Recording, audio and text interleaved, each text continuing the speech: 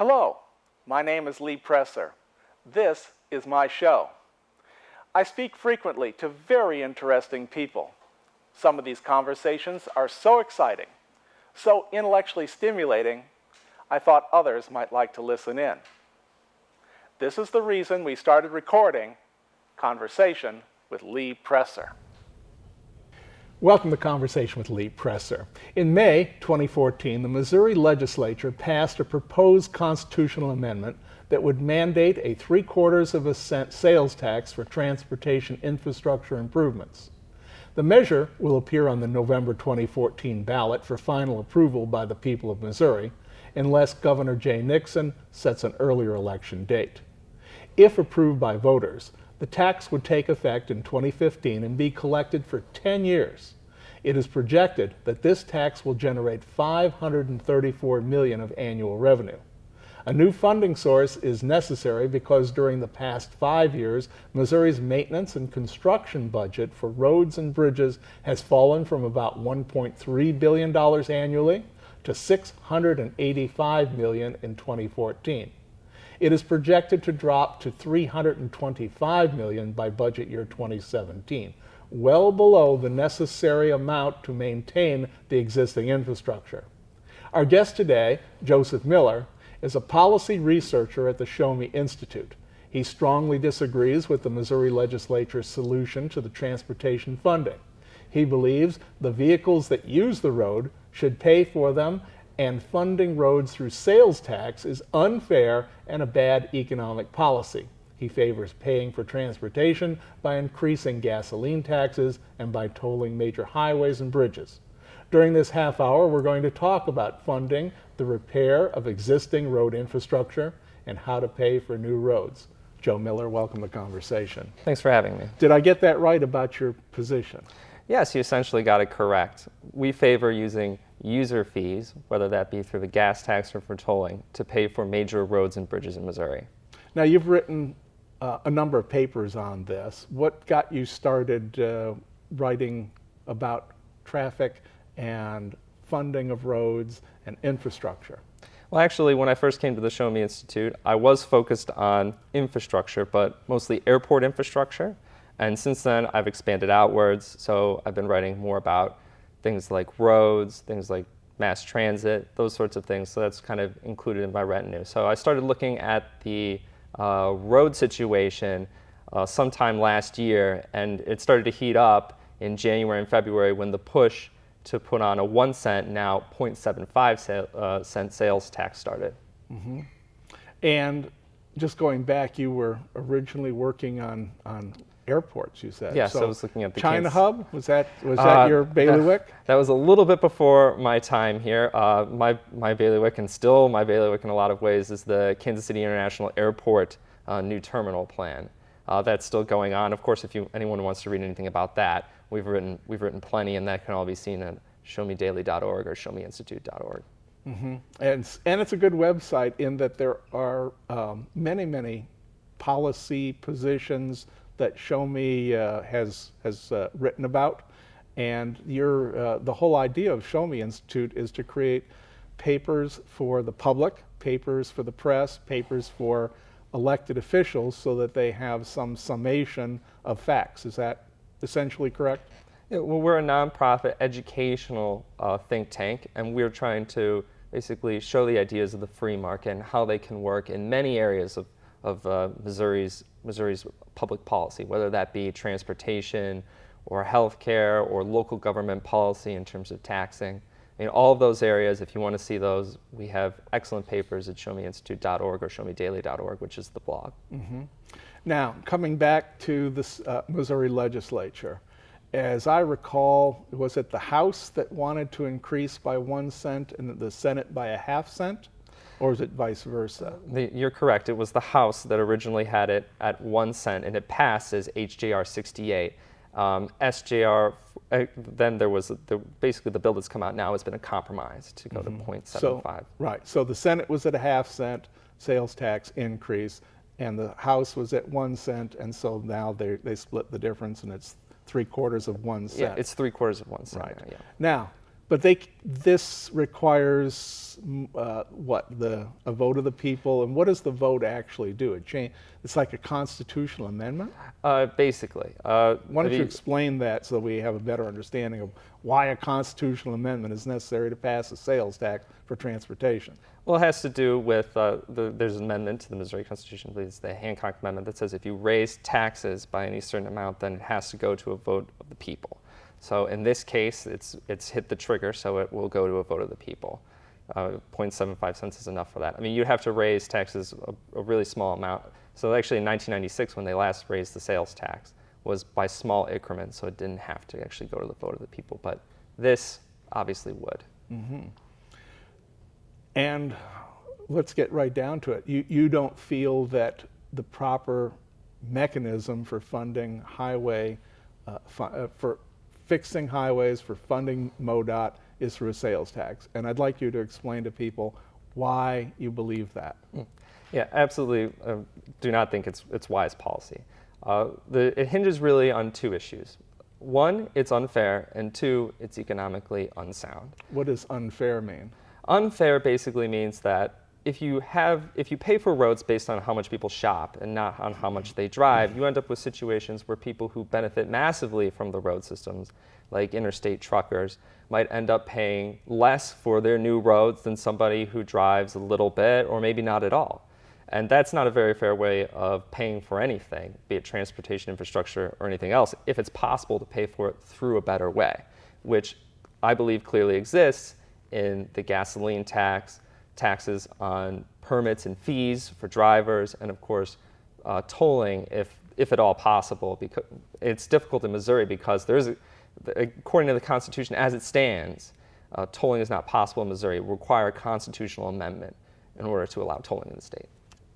So what you just said was that tolling is not allowed in Missouri? It is not. Currently, it is not allowed by MoDOT. Localities can toll. So there's a Lake of the Ozarks community bridge that has a small toll on it, but MoDOT cannot toll on state highways. You have any idea why that was made that way? I do. There's something called the Poll decision, which is basically the Missouri Supreme Court said that basically it doesn't allow Missouri to set up a toll authority for a couple of complex reasons having to do with monies being placed in the state road fund. Basically meant that you couldn't have a toll authority. And without a toll authority, MoDOT can't actually issue any bonds to pay for new toll roads. So essentially, it's impossible under current law for MoDOT to do that. So it's going to require a constitutional amendment for that to change. Okay. But you do favor tolling, so what you're talking about, therefore, really that's kind of a hurdle, isn't it? It's a very large hurdle. I mean, there would need to be broad agreement in the state that this was something that needed to be done, that this was something that was beneficial before it would move forward. Now, why do you think that tolling would be a better solution for those who are actually driving on the roads rather than making the roads available generally to everybody in the state through a general tax on everybody in the state? Well, if you think about the people who are actually using the road, say you're using I-70, you are benefiting from a better road. I-70 is going to need to be rebuilt soon. That's if the sales tax passes or if any kind of tax increase passes, that's probably one of the main priorities for the roads. In fact, I mean, I've been to some of the meetings, and that's when they talk about what projects they want to do, I-70 is one of the first on the list. And if you're one of the truckers or drivers who use that road to get around, you benefit greatly from a better road, from an expanded road. If you set up a toll where the money from the toll has to pay for that road, not only will you get that new road, but you set up a dedicated funding source in the future for paying for that road's improvement and maintenance. So you don't end up with so many potholes and divots while people fight over where the state money is going to go this year and the next year. It can also, if the toll is done in the newer fashion of doing tolls, using variable price tolls, it can guarantee basically congestion-free roads, which would be a great boon for anybody who is dealing with a lot of traffic on their current commute. Now explain variable tolls versus the You're talking about versus the old toll booth kind Yeah. of mechanism. So new toll roads really would, I mean, unless someone was very foolish, the new toll roads should not have toll booths. They're going to be open road tolling systems that are interoperable among many states. Currently, the Easy Pass, which is in Illinois, is, I think it's operable with more than 5 states in the Midwest and the East Coast. So you can drive from state to state on toll roads. You don't have to stop at any point as long as you have the transponder. And the variable price just means that you raise the price as congestion increases to make sure that you constantly have free flow of traffic. And that means that in the end, you don't have these large backups on the roads that tend to build up over time because people move closer to the roads. But if you keep pricing the road at its proper value, then you can keep the road congestion free. And not only that, if you have to constantly put in a higher fee on the road in order to keep it congestion free, that's creating more revenue for your road to expand because you're getting more toll revenue, which can be used to add more lanes in the future. Okay. Now, what mechanisms has Missouri been using up to this point that are now not working? Well, Missouri has been relying on the state gas tax, federal reimbursement through the federal gasoline tax, motor vehicle sales taxes, and also permit fees. The largest section of that is actually the federal government, mostly reimbursed through the Federal Highways Trust Fund coming down to Missouri. And then after that is the state gas tax, and then the motor vehicle sales tax, and then permits and fees. All those together add up to what MoDOT can spend in any given year. And what is that amount, approximately? approximately? It's approximately $2.2 billion. It varies from year to year. It's varied quite a lot. I mean, you said in the intro, interestingly, that we've come down quite a bit from what MoDOT had to spend just a few years ago to today. And the reason for that isn't some massive drop-off in the underlying tax base for MoDOT. The reason for that is that in the mid-2000s, Missouri passed Amendment 3, which made available about $3 billion worth of bonds to repair roads and bridges in Missouri. They did the Safe and Sound bridge improvement program in the state. They made a lot of improvements on a lot of different roads. And then while that was winding down, it was actually still taking money from that, the stimulus bill came in. And that actually added another $1.5 billion to Missouri's road funding.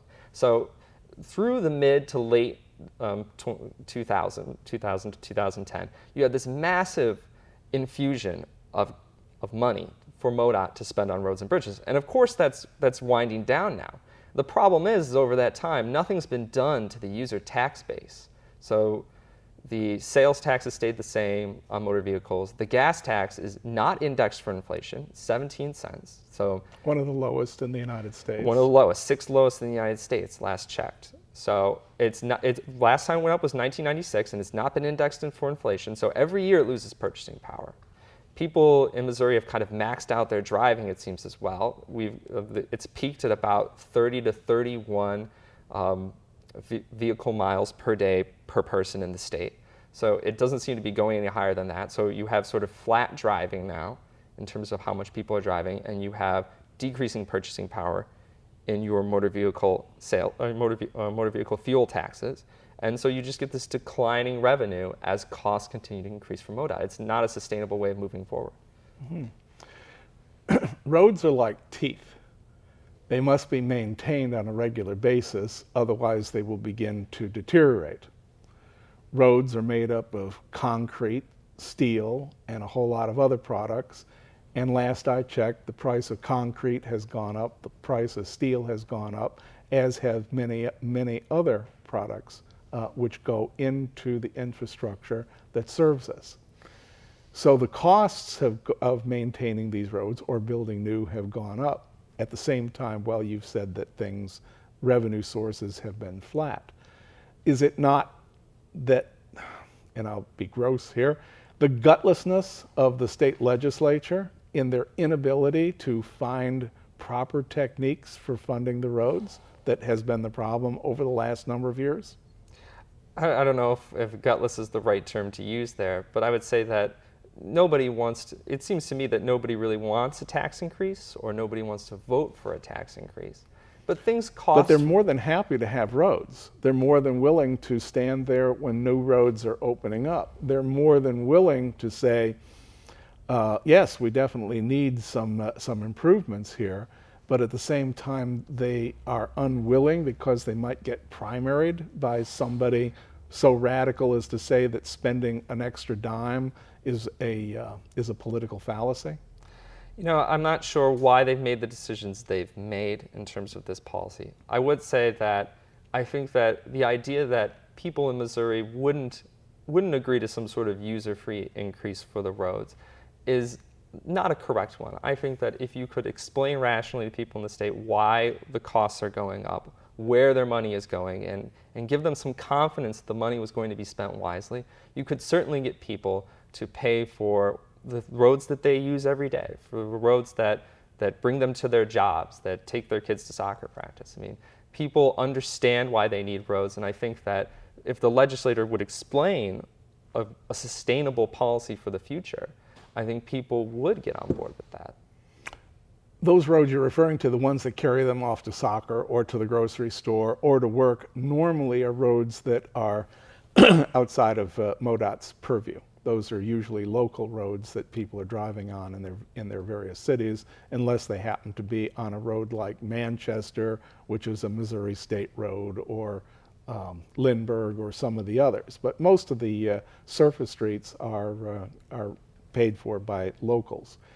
But here's my point, and some of why I'm hesitant to say that the answer is in tolling the people or charging the people who are using the roads.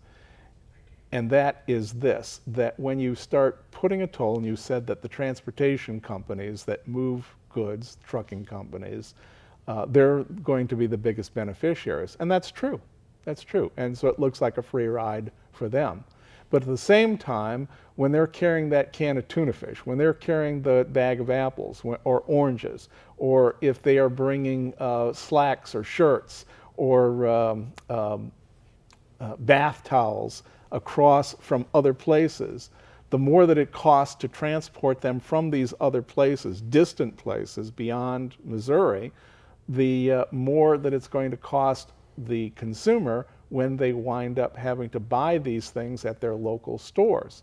So it seems to me it's rather a pay me now or pay me later sort of a situation, that either you pay at the sales tax level and keep the cost of transportation down generally, or you run tolls and increases in gasoline taxes, in which case then that'll get passed on to that can of tuna fish, or to that apple, or to that beach towel. Mm-hmm. Well, there's a couple things that I would like to point out there. One, I mean, it's true that shipping companies or any company like an Orchard is bringing their goods to you based on some sort of transportation system. So they might use a road, they might use a railroad or something else. But they're also using a truck. They're also using warehouses. I mean, you could set it up so that we just paid a tax to the government, and the government provided all of those things for the companies and then provided us with the good. Now, I mean, obviously we don't do that. No, this is not the socialistic country. It's a free enterprise system. Yeah, but there's reasons why we do that. I mean, there's reasons why it's more economically sound to charge the fee to the user whenever possible, whether it's somebody who's driving or especially shipping companies. Because then the amount that company uses the roads is reflected in the good that you purchase. So the Apple is going to have an infinitesimal amount increase. I mean, it's going to be tiny compared to 0.75 cent sales tax. But it's going to change the incentives for shipping companies. So they are going to try to be, because their shipping costs for every company now is reflected accurately for how much the road costs, they have an incentive to be efficient. So maybe the good isn't shipped on the road anymore. Maybe it's shipped on a railroad. Maybe the good that's produced closer to home, costs a little bit less. But that's right, because that's the actual cost of the product. To put just a 0.75 cent sales tax on any product whatsoever is disconnecting how much the good actually costs to how much people are paying for it. And in that way, you're going to be subsidizing certain goods and penalizing other goods at the market. And you're not going to get the kind of efficiencies that in the long run would help Missouri have a competitive economy. Well, you might be right in terms of if a good comes by rail, but at some point it's got to get off that rail and it's going to be moved by a truck. If it's shipped in by an airplane, it still has to be moved by a truck from the terminus point to the store. And you're right, it could create some sort of aberration in pricing. And again, as you said, small, but nevertheless, one of the things that is important in the transportation system is the interconnectiveness of roads, the ability of people to get to small places easily. For example, if you were to, well, let's see, I wrote a few examples here. I mean, how are we going to maintain the roads between Pilot Knob and Viburnum? That's Route 32, which isn't getting used all that much, and it's in small counties like Dent, Texas, Shannon, Reynolds, Madison, Washington County. These are small counties, and if MoDOT is not in a position to be able to put monies into these roads, even though there is not the economic base there to actually recover the costs, as you're talking about, then you won't have that interconnectiveness where you can get from Marble Hill to Piedmont, or Salem to Somerville on Route 19 and then Route K. More examples would be, and a better example when we go to the interstate system, is that I'm told by people who know that Interstate 80 would basically end at the Wyoming line going west, because Wyoming simply does not generate sufficient monies on its own to be able to maintain Interstate 80. But how are we going to have an interconnected interstate if monies are not poured in from areas that can afford to those who can't afford, spreading costs across the nation, which is what's great about having the United States, is that we can kind of put resources over. Well, I'm not arguing against an interconnected road system. And I think that Highway 70 is useless if there's no feeder roads or smaller routes coming from it, obviously. But so tolls can help us pay for the major roads, the roads with high demand. And that's just going to leave a larger pie from the remaining taxes, that are indirect user fees, such as motor vehicle sales tax, or the diesel or just standard gasoline tax fees. Those can then be used on the roads that are basically just interconnectability, maybe themselves do not have a high enough demand for tolling. So I don't think that demands a general sales tax, because still the interconnectability of those roads is disproportionately benefiting people who use that road system. And if we can get the people who use that road system to pay for it, that seems the fair way and the economically sound way of moving forward. There's an argument afoot in our land between public and private ownership or operatorship of certain things having to do with government. I grew up, and many of my peers grew up, and the generation before and the generation before that grew up thinking that one of the things that government does is provide road services so that people can move goods and services back and forth for commerce reasons. And that it was incumbent upon the state to find the money, which means obviously finding a tax as opposed to a toll. I'm told that it could be as much as $20 to drive between St. Charles and the outskirts of Kansas City across the state in a tolled system. Now, to some people, $20, even if it was 10, but let's just say it is 20. To some people, $20, it's just $20. To other people, wow, I don't know. I don't know that I can afford to kick in $20 to go that way and $20 to get back home to go see grandma over in Kansas City. it does have an impact. You know, that's the whole point about the tuna fish and the apple, that as the price of those low-end commodities start to go up, it actually has a real impact on a whole class of people who are less capable because of their income of being able to absorb these things. I mean, you, me, your boss, many of the people we know. I mean, okay, so $20 to go across the state, you know, not so bad. But there's a whole set of people who would be hurt by that. How would you respond to people like that? Well, the first thing I would have to say is that when you talk about what is the best type of tax to use, remember that the sales tax is not some sort of costless thing. I mean, people, no matter what they do, are going to be paying much more per year in all of their goods when it all adds up at the very end. So now you say, oh, $20 to get to Kansas City, right, to see your grandma. Well, now, if your grandma lives in the same town as you and you decided, and you don't have to use that highway, now you have to pay $80 a year anyway because of the sales tax. And when you talk about going across the state, I mean, $20 is certainly not costless, neither would $10 be, but presumably you are buying a car or you're buying a bus ticket. I mean, the bus ticket will be less than $20 because you'll be sort of pooling with other people. You have to put in those costs too. I mean, we don't give away the cars, we don't give away the gasoline. Why exactly are we giving away the road? Especially because the alternative that's being suggested here is something that is unavoidable. You could, if you wanted to, say, I'm going to visit my grandma in Kansas City, but because of the new toll system, I'm going to take a bus instead of driving my car. But now with the sales tax, we say, no matter who you are, it doesn't matter. Everything that you, no matter what you do, no matter what decisions you make, we're just going to tax you on everything you buy. Pause for a second. Under the tax, there are certain food is an exclusion. That is an exclusion, yeah. Medicine is an exclusion.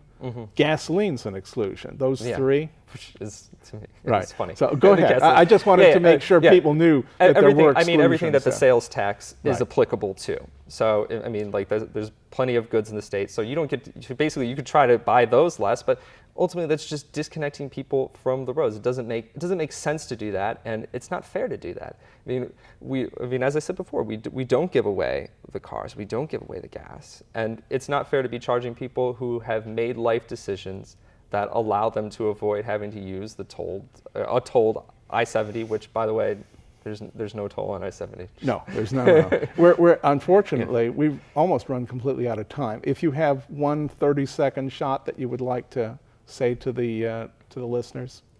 Well, I would say that when we talk about paying for infrastructure, it's important not just to talk about whether or not we need infrastructure, how much we need, but how we're going to pay for it. And I believe there's time, and I believe that people can be convinced as to the best policy moving forward. Very well summed up. Thank you. Thanks for coming here and discussing your ideas and your paper with us. We very much appreciate it. Thanks for having me.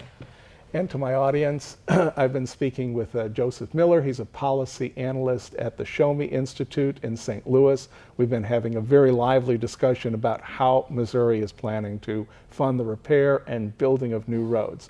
This show will be uploaded to YouTube. Make sure you tell your friends. Thank you.